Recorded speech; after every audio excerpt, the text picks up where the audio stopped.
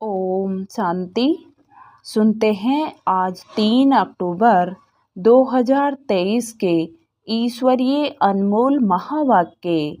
आज मीठे प्यारे शिव बाबा ने कहा, मीठे बच्चे, ग्रस्त व्यवहार में रहते सबसे तोड़ निभाना है, नफरत नहीं करनी है, लेकिन कमल फूल के समान पवित्र जरूर बनना है। प्रश्न में कहा, तुम्हारी विजय का डंका कब बजेगा, वाह कैसे निकलेगी।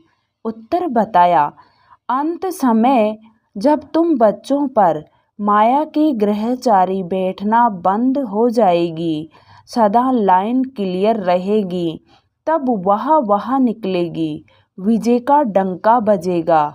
अभी तो बच्चों पर ग्रहचारी बैठ जाती है, विघ्न पड़ते रहते हैं। 3 पैर पृथ्वी के भी सेवा के लिए मुश्किल मिलते हैं, लेकिन वह भी समय आएगा जब तुम बच्चे सारे विश्व के मालिक होंगे। गीत है आज का, धीरज धर मनवा, सुख के दिन आए कि आए। ओम शांति। बच्चे नंबरवार पुरुषार्थ अनुसार जानते हैं कि अभी पुराना नाटक पूरा हुआ है, दुख के दिन बाकी कुछ घड़ियां है और फिर सदा सुख ही सुख होगा। जब सुख का पता पड़ता है तो समझा जाता है यह दुख धाम है, वांट डिफरेंट है।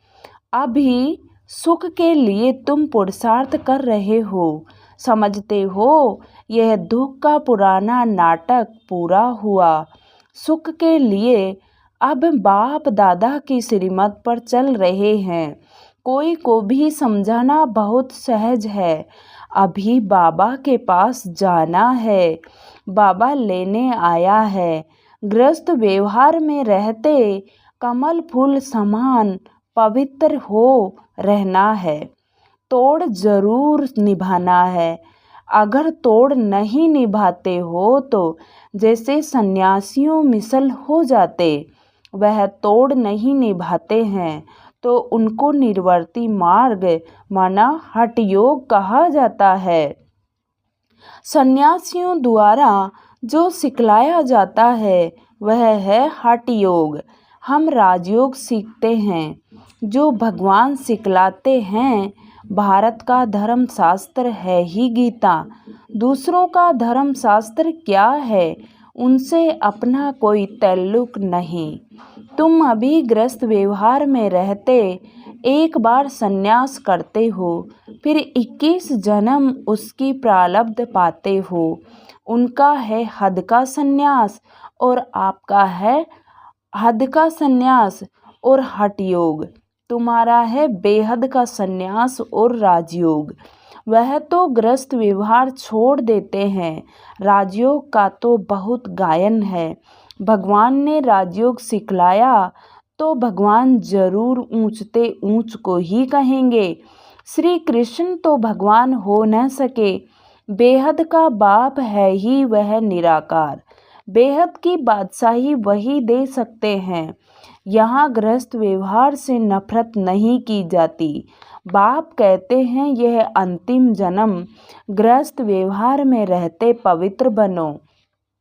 पतित पावन किसी सन्यासी को नहीं कहा जाता।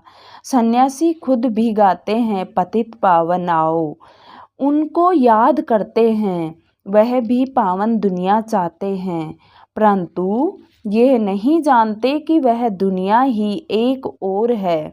जबकि वह गृहस्थ व्यवहार में ही नहीं है तो देवताओं को भी नहीं मानेंगे। वह कभी राजयोग सिखला न सके, न बाप कभी हठ योग सिखला सकते, न सन्यासी कभी राजयोग सिखला सकते। ये समझने की बात है। अभी दिल्ली में वर्ल्ड कॉन्फ्रेंस होती है, उनको समझाना है, लिखित में सभी को देना है।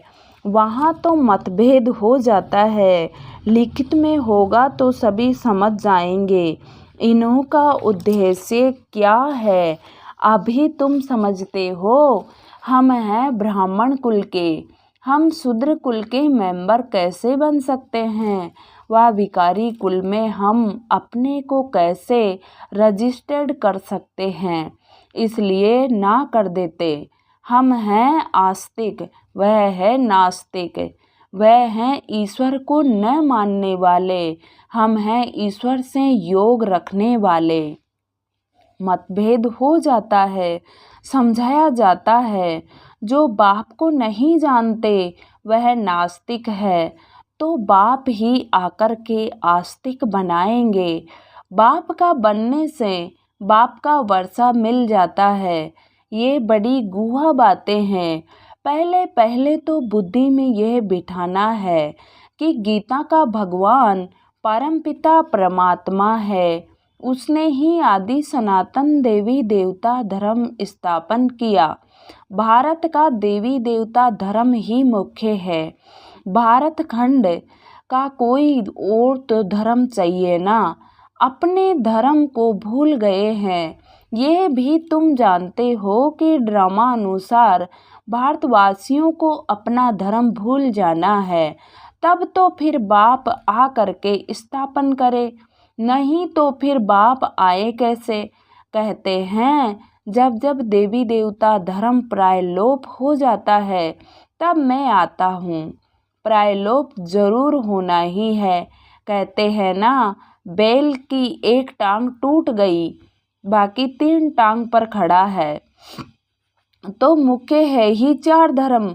अभी देवता धर्म की टांग टूटी पड़ी है, यानी वह धर्म गुम हो गया है। इसलिए बड़ के झाड़ का मिसाल देते हैं कि इसका फाउंडेशन सड़ गया है। बाकी टालटालियाँ कितनी खड़ी है, तो इसमें भी फाउंडेशन देवता धर्म ही है। नहीं, बाकी सारी दुनिया में मठ पंथ आदि कितने हैं? तुम्हारी बुद्धि में अभी सारी रोशनी है। बाप कहते हैं तुम बच्चे इस ड्रामा को जान गए हो। अब यह सारा झाड़ पुराना हो गया है। कलयुग के बाद सतयुग जरूर आना है। चक्कर को फिराना जरूर है। बुद्धि में यह रहना है। अब नाटक पूरा हुआ है। हम जा रहे हैं। चलते फिरते उठते बैठते भी याद रहे। अब हमको वापस जाना है। मन मना भव मध्याजी भव का यही अर्थ है। कोई भी बड़ी सभा में भाषण आदि करना है तो यही समझाना है। परमपिता परमात्मा फिर से कहते हैं कि हे बच्चे, देह सहित देह के सब धर्म त्याग, अपने को आत्मा समझ पाप को याद करो तो पाप खत्म होंगे। मैं तुमको राजयोग सिखलाता हूँ। गृहस्थ व्यवहार में रहते कमल फूल समान बन मुझे याद करो। पवित्र रहो, नॉलेज को धारण करो। अभी सब दुर्गति में हैं। सतयुग में देवताएं सदगति में थे, फिर बाप ही आकर सदगति करते हैं। सर्वगुण संपन्न, 16 कला संपूर्ण, संपूर्ण निर्विकारी, मर्यादा पुरुषोत्तम, यह है सदगति के लक्षण। ये कौन देते हैं? बाप। उनके लिए लक्षण क्या है? वह ज्ञान का सागर है, आनंद का सागर है, प्रेम का सागर है, शांति का सागर है। बाप की महिमा बिल्कुल अलग है। ऐसे नहीं कि सब एक ही है। एक बाप के बच्चे सभी आत्माएं हैं। प्रजापिता के ही औलाद होते हैं। अब नई रचना रची जाती है। प्रजापिता की औलाद तो सब हैं, परंतु वे लोग इन बातों को जानते नहीं। ब्राह्मण वर्ण है सबसे ऊंच। भारत के ही वर्ण गाए जाते हैं। 84 जन्म लेने में इन वर्णों को पास करना होता है। ब्राह्मण वर्ण है ही संगम युग पर। बाबा ने कहा, तुम बच्चे अभी स्वीट साइलेंस में रहते हो। यह साइलेंस सबसे अच्छी है। वास्तव में शांति का हार तो गले में पड़ा हुआ है। चाहते तो सब है शांति घर में जाए, परंतु ये रास्ता कौन बताए? शांति के सागर के सिवाय तो कोई बता न सके। टाइटल अच्छा दिया हुआ है, शांति का सागर, ज्ञान का सागर, प्रेम का सागर। श्री कृष्ण तो स्वर्ग का प्रिंस है, वह है मनुष्य सृष्टि का बीज रूप। कितना रात दिन का फर्क है, कृष्ण को सृष्टि का बीज कह नहीं सकते, सर्वव्यापी का ज्ञान तो ठहर न सके। बाप की महिमा अपनी है, वह सदैव पूज्य है, कभी पुजारी नहीं बनता। ऊपर से पहले जो आते हैं वह पूज्य से पुजारी बनते हैं। पॉइंट्स तो ढेर समझाई जाती है, एग्जीबिशन में कितने आते हैं, परंतु कोटों में कोई ही निकलते हैं, क्योंकि मंजिल बड़ी भारी है। प्रजा तो ढेर बनती रहेंगी, माला में आने वाले दाने कोटों में कोई ही निकलते हैं। नारद का भी मिसाल है, उनको कहा जाता है तुम अपनी शकल देखो, लक्ष्मी को वरने लायक हो। प्रजा तो बहुत बननी है, राजा फिर भी राजा है। एक एक राजा को लाखों प्रजा रहती है, पुरुषार्थ तो ऊंच करना चाहिए। राजाओं में भी कोई बड़ा राजा, कोई छोटा राजा है। भारत में कितने राजाएं थे, सतयुग में भी बहुत महाराजाएं होते हैं। यह सतयुग से लेकर चला आया है। महाराजाओं को बहुत प्रॉपर्टी होती है, राजाओं को कम। ये है श्री लक्ष्मी नारायण बनने की नॉलेज, उनके लिए ही पुरुषार्थ चलता है। पूछते हैं लक्ष्मी नारायण का पद पाएंगे व राम सीता का, तो कहते हैं हम तो लक्ष्मी नारायण का ही पद पाएंगे, माँ बाप से पूरा वर्षा लेंगे। यह तो वंडरफुल बातें हैं ना, और कोई जगह यह बातें है नहीं, न कोई शास्त्रों में है। अब तुम्हारी बुद्धि का ताला खुल गया है। बाप समझाते हैं चलते फिरते ऐसे समझो हम एक्टर्स हैं, अब हमको वापस जाना है। यह याद रहे, इनको ही मनमना भव मध्याजी भव कहा जाता है। बाप घड़ी घड़ी याद दिलाते हैं, मैं तुमको वापस ले जाने आया हूँ। ये है रूहानी यात्रा, यह यात्रा बाप के सिवाय कोई करा न सके। भारत की महिमा भी बहुत करनी है। यह भारत होलीएस्ट लैंड है, सर्व का दुख हरता और सुख करता, सबका सदगति दाता एक ही बाप है। भारत उनका बर्थ पैलेस है, वह बाप सबका लिबरेटर है। उनका यहाँ भारत में बड़े ते बड़ा तीर्थ स्थान है। भारतवासी भले शिव के मंदिर में जाते हैं, परंतु उनको पता नहीं है। गांधी को जानते हैं, समझते हैं वह बहुत अच्छा था, इसलिए जाकर उन पर फूल आदि चढ़ाते हैं, लाखों खर्च करते हैं। अब इस समय है ही उन्हों का राज्य, जो चाहे सो कर सकते हैं। यह तो बाप बैठ गुप्त धर्म की स्थापना करते हैं, वह यह राज्य ही अलग है। भारत में पहले देवताओं का राज्य था, दिखाते हैं असुरों और देवताओं की लड़ाई लगी, परंतु ऐसी बातें तो है नहीं। यहाँ तो युद्ध के मैदान में माया पर जीत पाई जाती है। माया पर जीत तो जरूर सर्वशक्तिमान ही पहनाएंगे। बाबा ही रावण से राज्य छुड़वाकर राम राज्य की स्थापना करा रहे हैं। बाकी वहाँ लड़ाई आदि की बात होती नहीं। अभी देखेंगे तो सृष्टि में सर्वशक्तिमान इस समय क्रिश्चियन लोग हैं। वह चाहे तो सब पर जीत पा सकते हैं, परंतु वह विश्व के मालिक बने, यह कायदा नहीं। इस राज को तुम ही जानते हो। इस समय सर्वशक्तिमान राजधानी क्रिश्चियन की है, नहीं तो उन्हों की संख्या कम होनी चाहिए, क्योंकि लास्ट में आए हैं।